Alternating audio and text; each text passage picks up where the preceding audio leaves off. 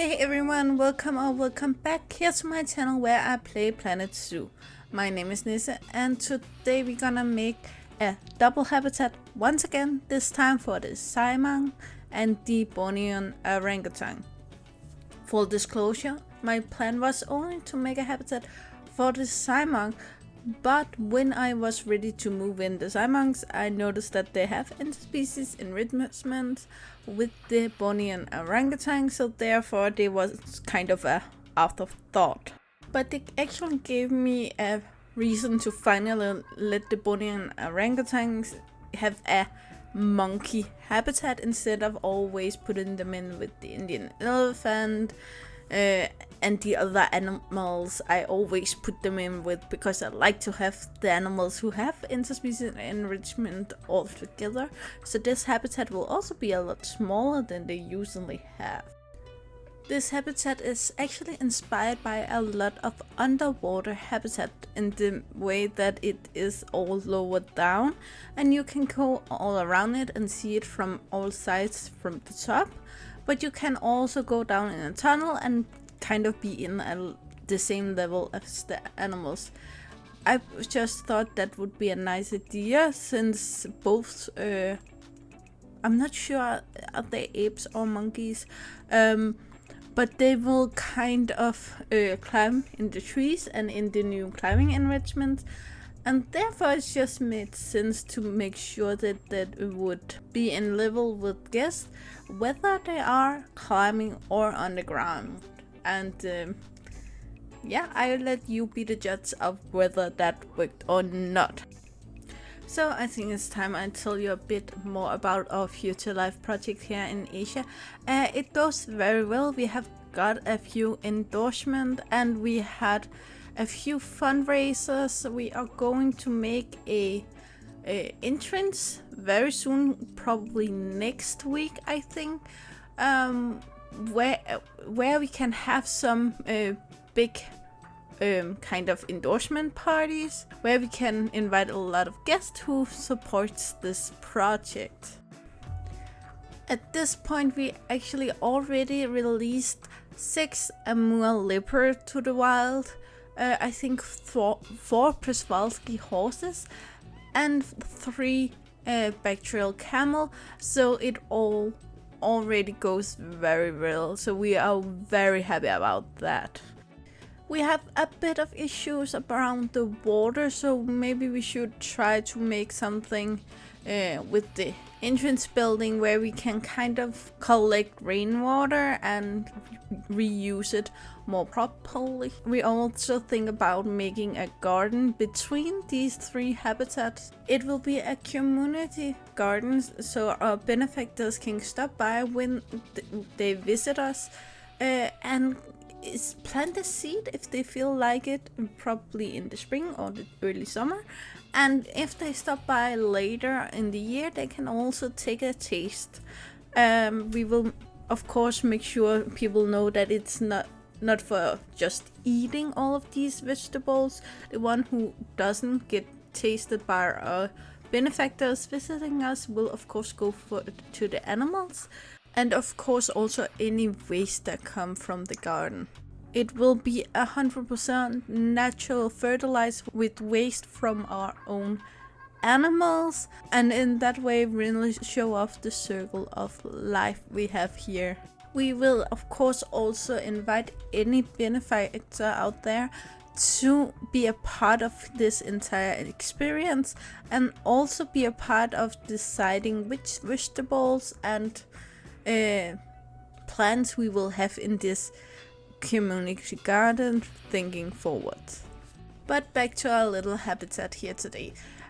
We are almost done with the glass tunnel here. It are built of course glass, but then also our 3D printed concrete wall, which I was a little scared to use, but it actually looks very well and I'm very happy about it. And yes, I gonna tell you right away, the monkeys will be able to climb on top of this, so that's why we have the glass ceiling also, so you can see the monkeys climb up there. It does give a bit issue with poop up there, but our keepers are keeping it clean most of the time. Over here we are going to make a little waterhole.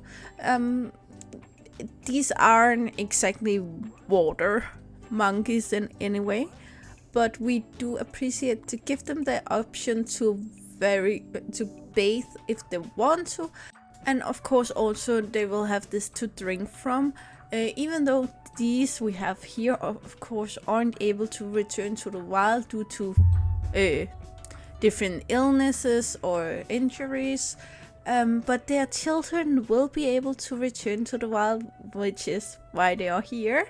So therefore it just feels right that we have a water hole here, so they will learn that water doesn't come from a hose or a ball or something like that, but they need to seek out these streams or lakes or other kinds of water holes.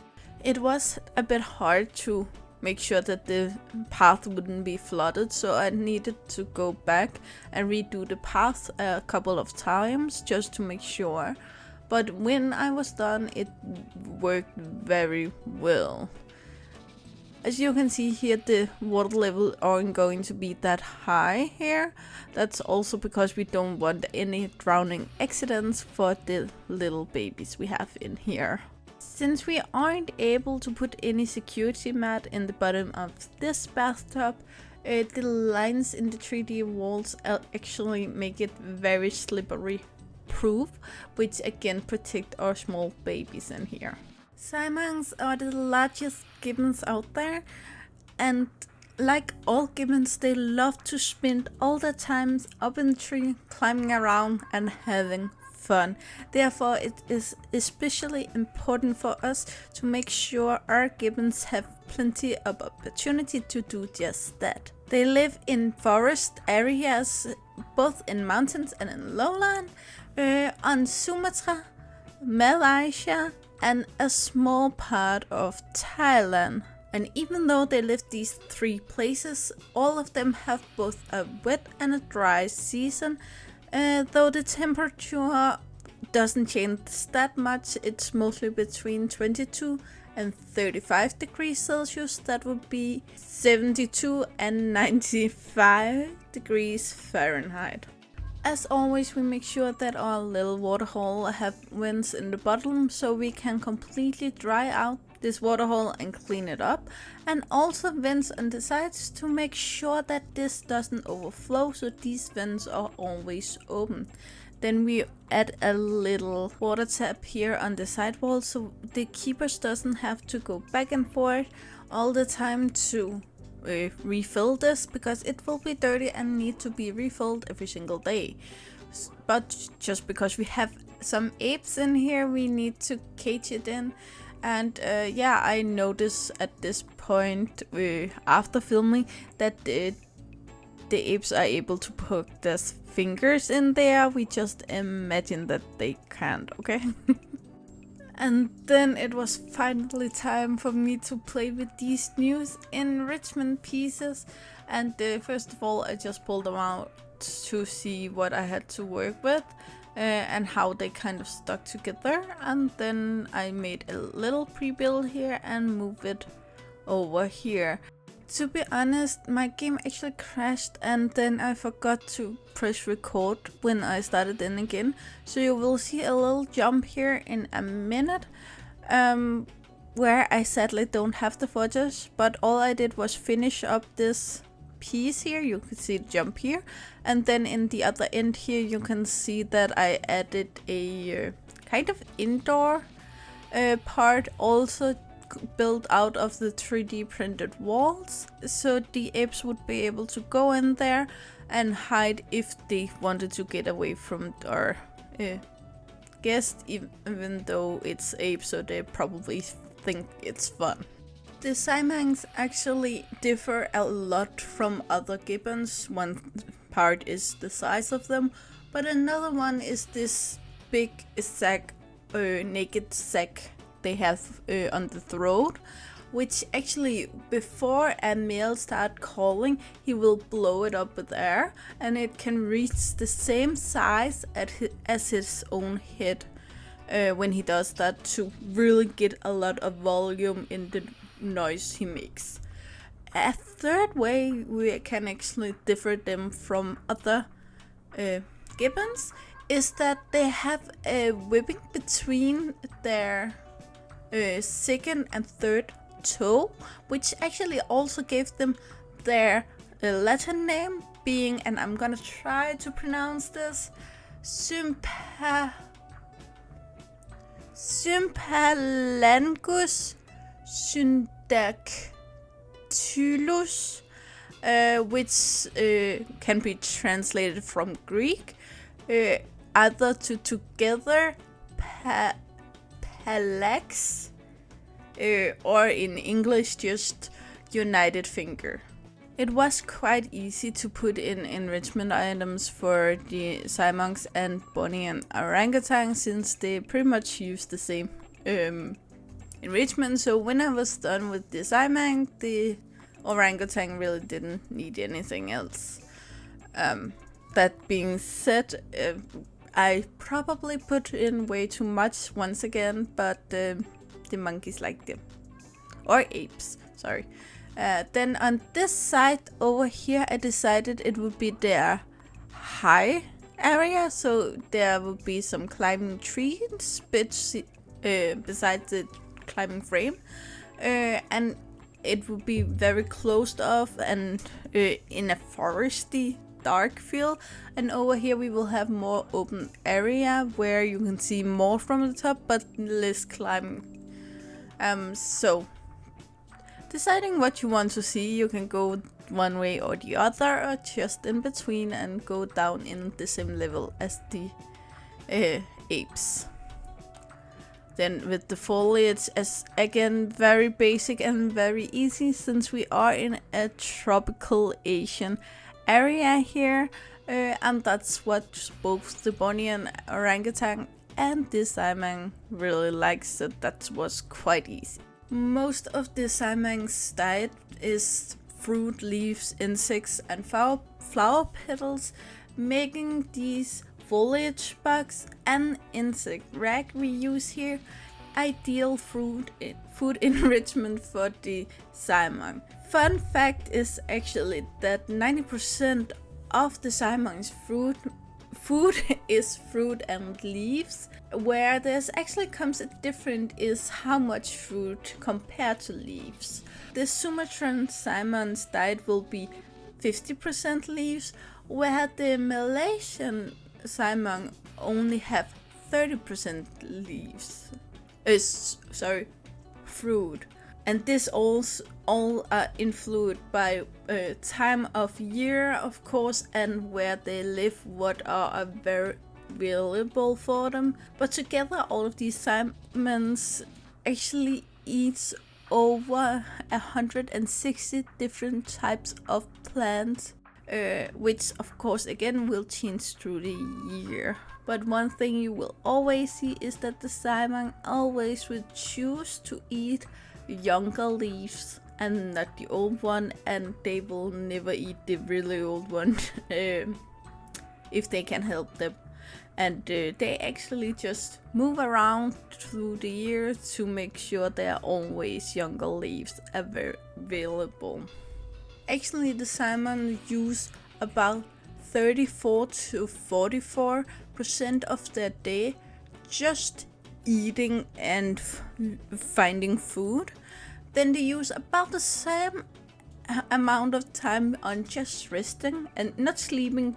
They do that in the night, but just resting and taking a breather. And the remainder of the day they use to groom each other, themselves, and then move on and look for better places to find new food. And also here we see a small difference between the subspecies of Siamang, being the Sumatran Siamang actually use a little bit less time foraging because they eat that much more fruit, and therefore they actually don't have to eat as much as the rest of the Siamangs.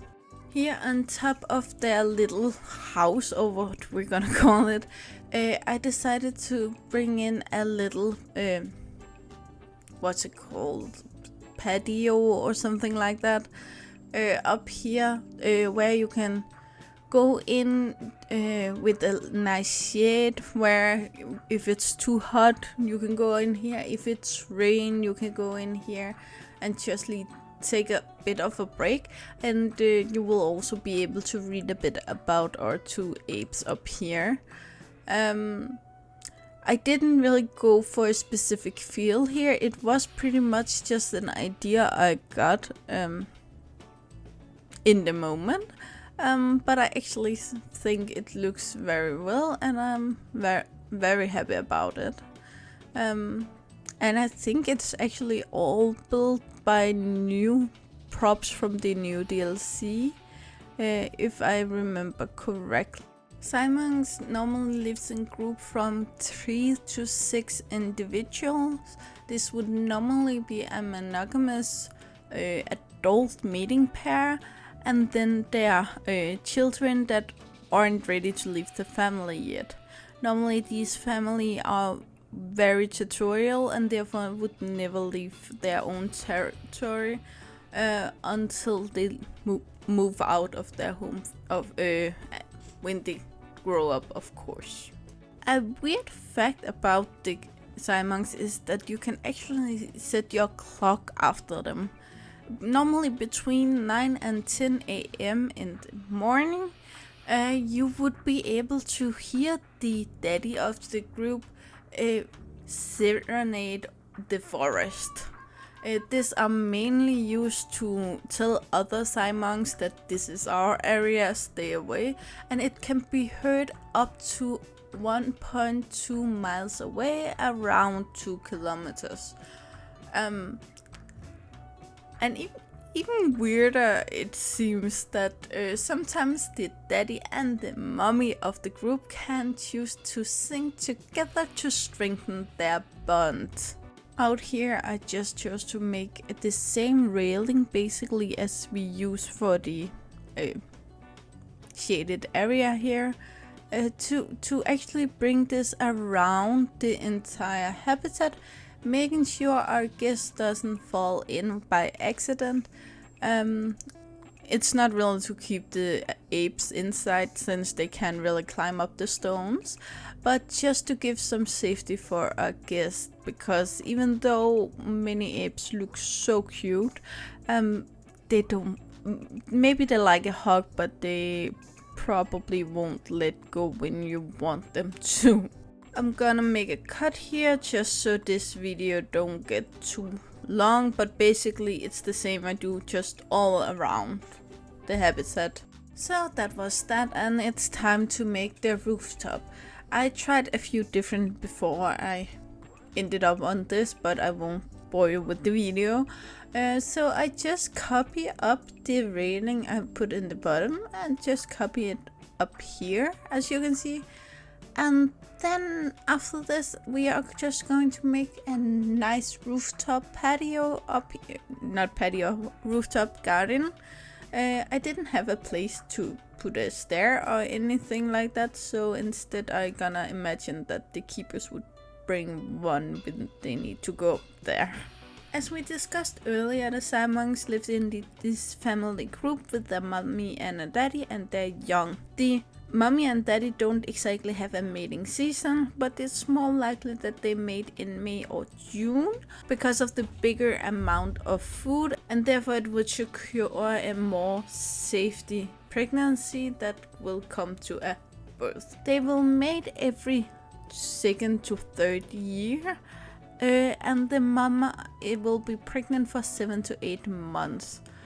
After giving birth, the baby will cling to her for 8 months, whereafter the daddy actually will take over and the baby will cling to him until the baby will be able to climb around on their own and keep up with the family. When they reach the age of 3, they will actually be adult, but still young adult, and not be ready to move out yet.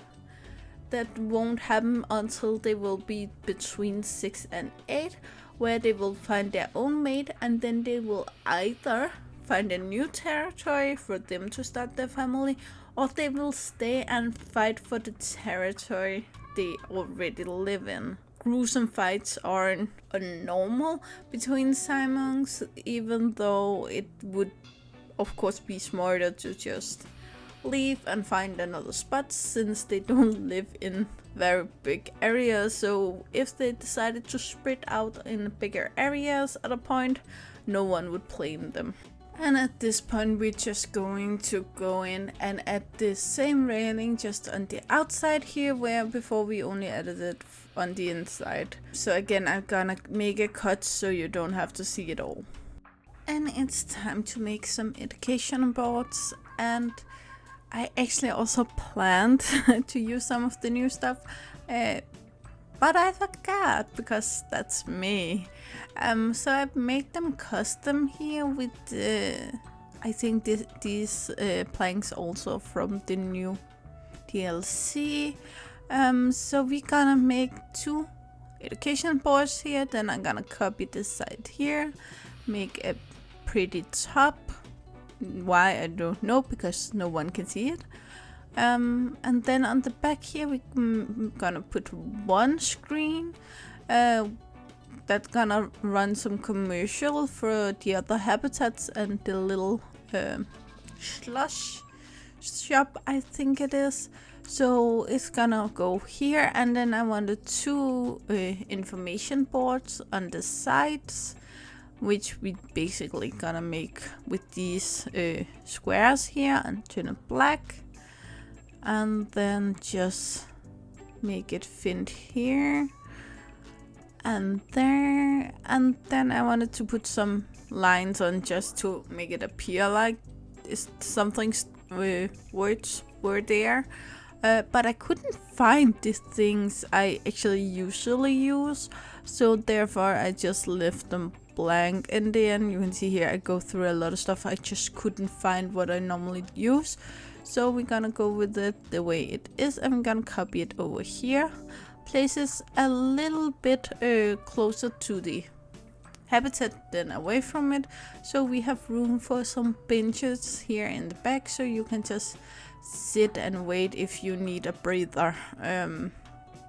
I think a lot of us have been in zoos and other places where you walk and walk and walk, and then there's just nowhere to sit. Either they are all occupied or they are all just not there.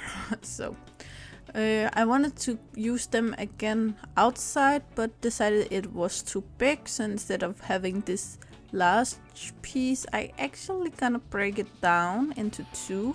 And before we end this video, I just want to say that this Siamang actually also have a important role in the ecological spheres, mainly because they spread seeds. Either if it's big seeds, they don't eat them, they just drop them down where they are, but also when they eat the seeds, then when they poop, the seeds will come out whole. You have probably noticed that personally when you poop, that something go through, and a lot of seeds actually go through if you don't chew them apart, so therefore it will kind of go out and be already fertilized when they hit the ground. Another important thing to say, and I'm gonna read this up for the website to not confuse anyone. Conservation status and threats. The Siamang is listed as endangered by International Union for the Conservation of Nature, IUN 2015. Appearing on the IUCN's Red List of Threatened Species, their number are in decline. Their 2 biggest threats are habitat loss and illegal pet trade. In addition to road building and illegal logging, the single biggest reason for habitat loss is the palm oil industry. Over 85% of the world's palm oil is produced by oil palm trees planted in Indonesia and Malaysia. Consumer demand for palm oil, now found in half of the packaged food and cosmetic, increased fivefold since 1990 and is expected to double in the next 10 years. Companies burn down the habitats of Siamangs and other indigenous animals to make room for plantations. In addition to destroying the dwelling habitat of local wildlife, these controlled forest fires also emit more greenhouse gases into the atmosphere than the entire United States. And pollution related to the fires has been blamed for over 100,000 deaths in Southeast Asia in just the past 3 years. I know I've been talking way too long, but I just want to mention there are being done a lot to help the Siamangs locally. They are at this time illegal to trade internationally, and besides that, there are many reserves and national parks where the Siamangs are protected and can live in peace. Besides that, there are being done a lot to help the local government with gaining data to find out where to do something and where not to do something to help the Siamangs. Besides that, they also gain a lot of help for conservation effort aimed at other animals, such as, for instance, the orangutan and the Sumatran tiger. So they do a lot, and all my info today I talked about is from primateconservancy.org. It is linked below. I will also link a site for info about the Bornean Orangutan, though I don't have the time to talk about it today.